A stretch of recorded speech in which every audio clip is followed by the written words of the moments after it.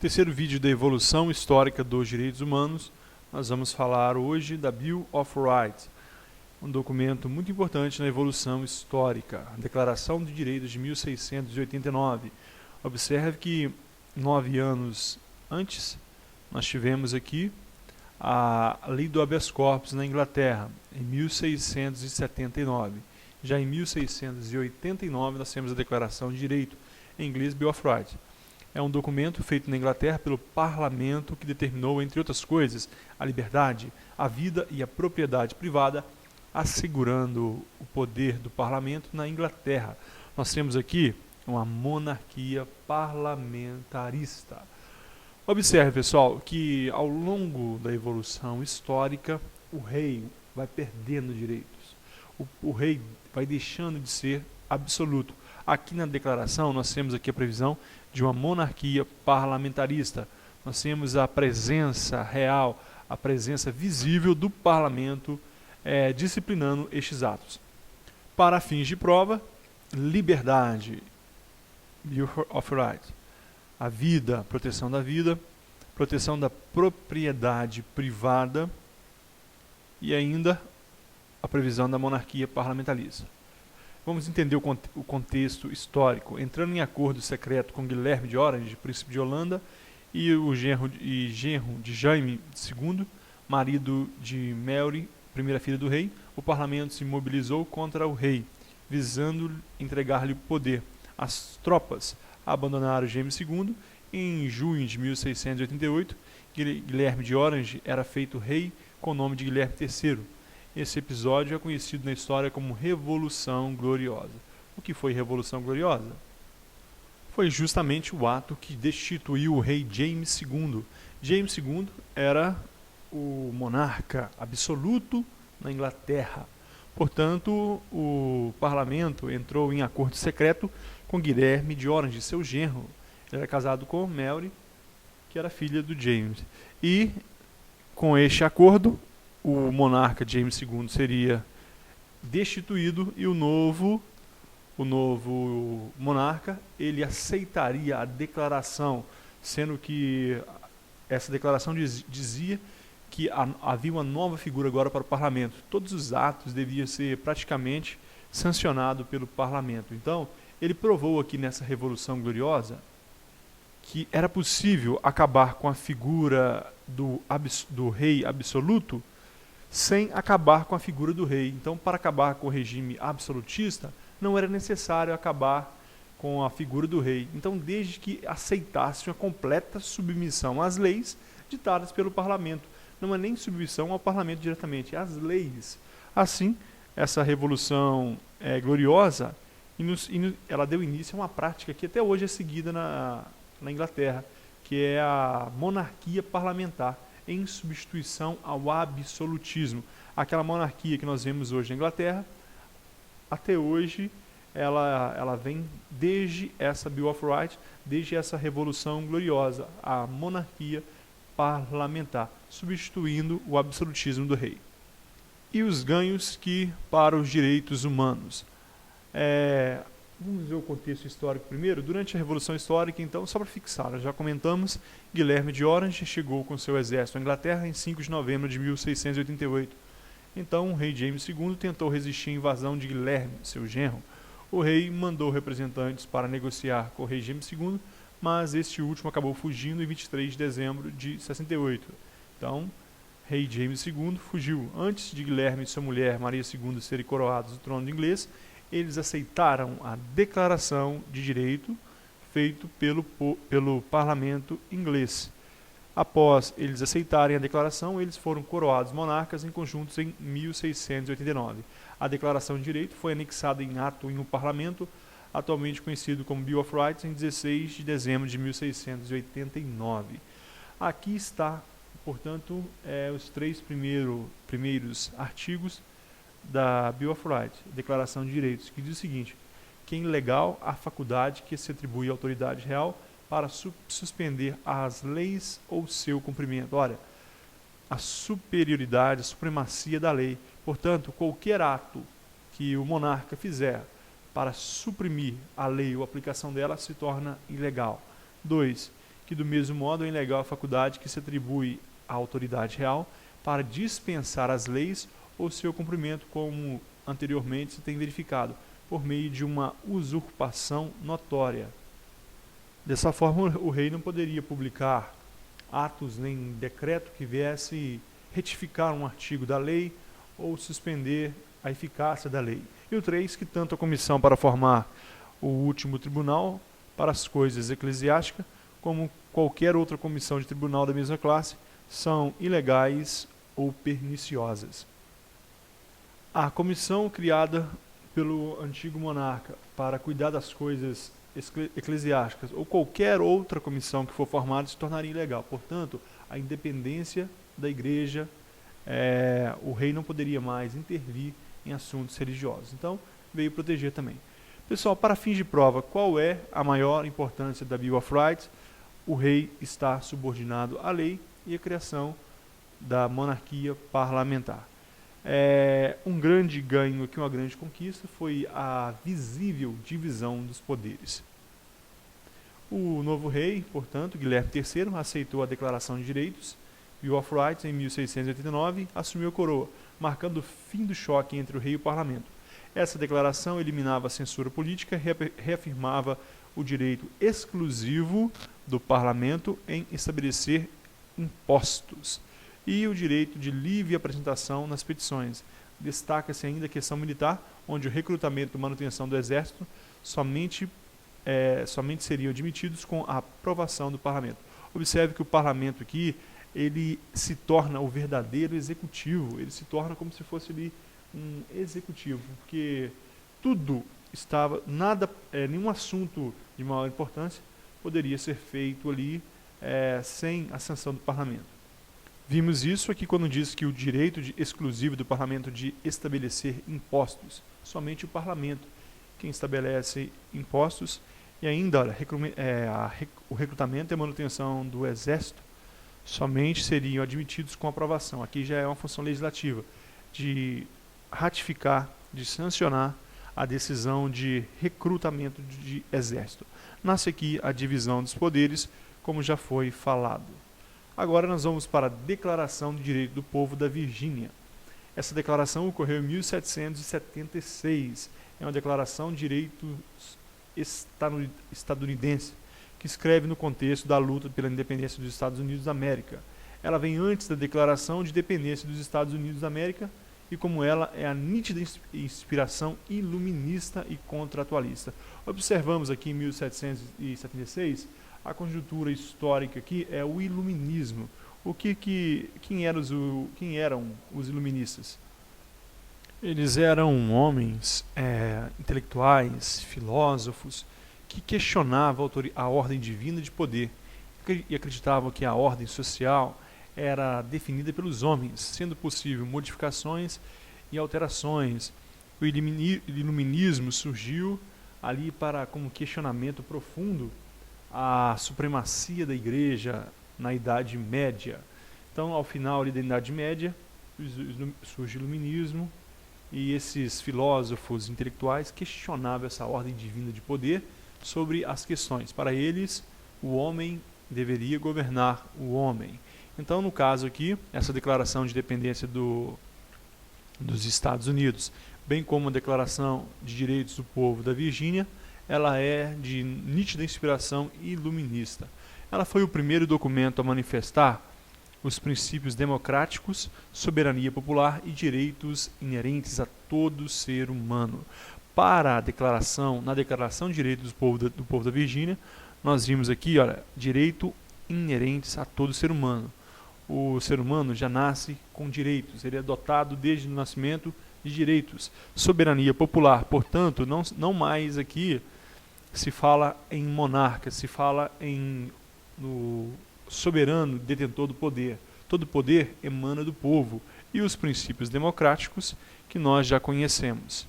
Continuando, nós temos ainda o texto aqui, alguns artigos, os dois mais importantes, são os dois primeiros, da Declaração de Direitos do Povo da Virgínia.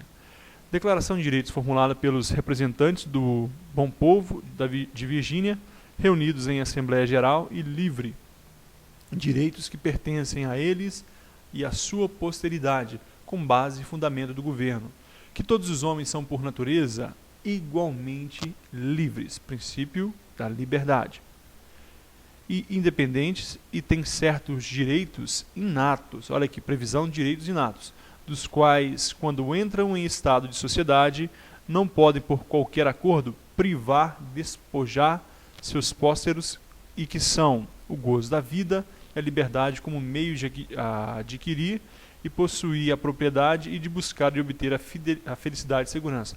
Observe aqui que está falando da indisponibilidade dos direitos. Ele não pode, portanto, despojar. Ele não pode dispor de seus direitos. E olha, quais são eles? O gozo da vida e da liberdade, porque eles são essenciais para que possa adquirir, por exemplo, a propriedade, buscar a segurança, felicidade e segurança. Nós observamos aqui que surge aqui pela primeira vez na evolução histórica dos direitos humanos a segurança. Então, o ser humano trazendo a segurança como direito nato ao ser humano e ainda a felicidade. Pela primeira vez se entende que a felicidade é um direito do ser humano. Ainda dois, que todo poder é inerente ao povo, soberania popular. Consequentemente, dele procede que os magistrados são seus mandatários e seus servidores, e em qualquer momento perante eles responsáveis. Os magistrados, eles não são os donos da verdade, eles não são superiores, mas são sim responsáveis e são seus servidores. Os dois artigos mais importantes na Declaração de Direitos do Povo da Virgínia. Nós temos a seguir o artigo 3º dessa declaração. Ele vem falar do governo.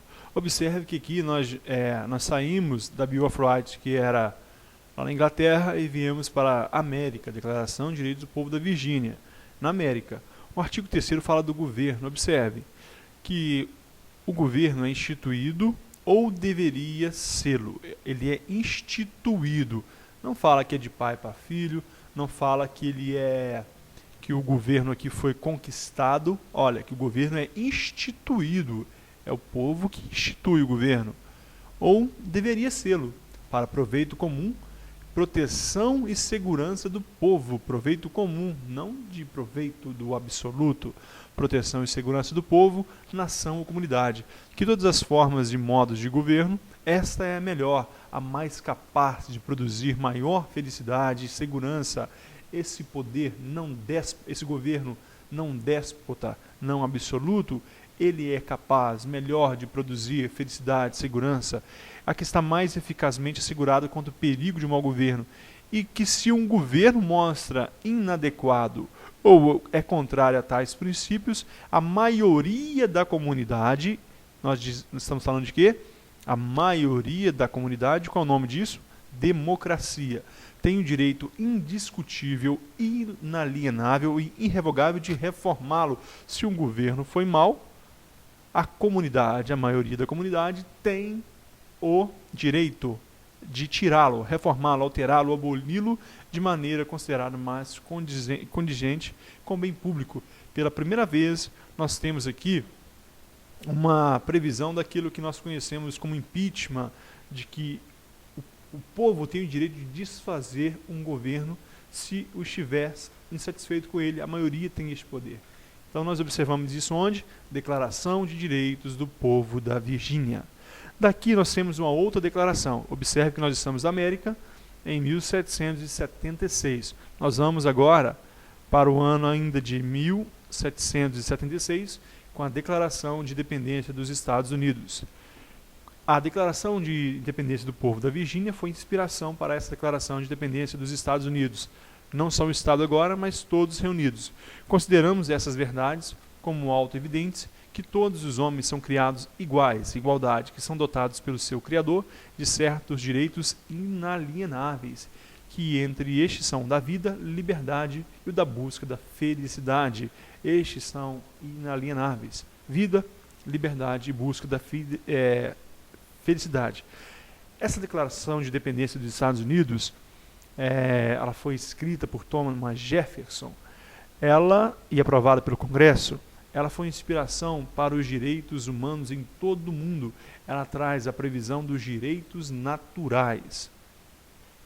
Uma síntese histórica, não é nem um resumo, é uma síntese mesmo. Bem sintetizado, as 13 colônias tomaram essa decisão, pois os britânicos estavam se aproveitando na América do Norte. Os ingleses colonizaram a região onde hoje é os Estados Unidos, e haviam 13 colônias. Estavam se aproveitando da América do Norte com altos impostos para pagar prejuízos das guerras feitas pelos ingleses. Entre as 13 colônias, as 13 colônias tomaram a decisão de criar a Declaração de Independência dos Estados Unidos da América. Também é de inspiração iluminista. Lembra o iluminismo? Liberdade, igualdade, fraternidade. Liberdade, então eles tomaram essa decisão de fazer a Declaração de Independência dos Estados Unidos. Dessa declaração veio a Constituição, posteriormente a Constituição dos Estados Unidos da América, já após a independência. Só para fins de prova sobre a Declaração de Independência, lembrar que ela foi inspirada na Declaração de Direitos do Povo da Virgínia, lembrar que ela fala aqui de direitos naturais. Declaração de Independência dos Estados Unidos trouxe a previsão de direitos naturais, que foi inspiração de direitos humanos para todo mundo. Ela disse que o direito à vida e o direito à liberdade são principalmente inalienáveis. E ainda o da busca da felicidade. Nós temos aqui, na América, portanto, busca da felicidade. Em outros documentos, nós não temos essa busca da felicidade como a previsão de um direito natural, de um direito inerente ao ser humano. Aqui na América nós vimos isso, nós vimos aqui a felicidade na Declaração dos Direitos do Povo da Virgínia, e aqui agora, como ela vem inspiração para a Declaração de Independência dos Estados Unidos, aqui a busca da felicidade. Daí, em 76, nós vamos para 1787, anos depois, a Constituição dos Estados Unidos da América. Foi discutida e aprovada pela Convenção Constitucional da Filadélfia, na Pensilvânia, entre 25 de maio e 17 de setembro de 1787. Ela trouxe, portanto, numa Constituição, pela primeira vez, a introdução do sistema presidencialista. Não mais o monarca, não mais nem mesmo o monarca absoluto, nem mesmo o monarca vitalício subordinado ao parlamento. Aqui nós temos o presidencialismo, eleições em mandato de 4 em 4 anos. Isso é um marco na democracia. Nós vimos isso na Declaração de Independência dos Estados Unidos, mas aqui não é uma declaração, aqui nós temos uma Constituição positivada, uma Constituição de um Estado, de uma nação, trazendo eleições e mandatos de 4 anos. O Congresso, a Câmara dos Representantes, com delegados de cada Estado na proporção de suas populações, e o Senado com 2 representantes por Estado. Nós temos semelhante ao nosso sistema, só que aqui são delegados, não deputados. Então, representantes da Câmara são os delegados em cada Estado, na proporção da população. E o Senado com representantes dos estados. O povo delega poder aos seus representantes. O povo delega poder aos representantes. Aí, se você prestou atenção no primeiro vídeo, tinha uma questão lá. E qual era a questão? Nós vamos voltar aqui na questão. A questão diz o seguinte: qual o primeiro documento histórico que prevê uma delegação de poder do povo para seus representantes eleitos? A Bill of Rights, o Código de Hammurabi, a Constituição norte-americana de 1787, a Declaração de Independência dos Estados Unidos ou a Declaração Universal dos Direitos Humanos.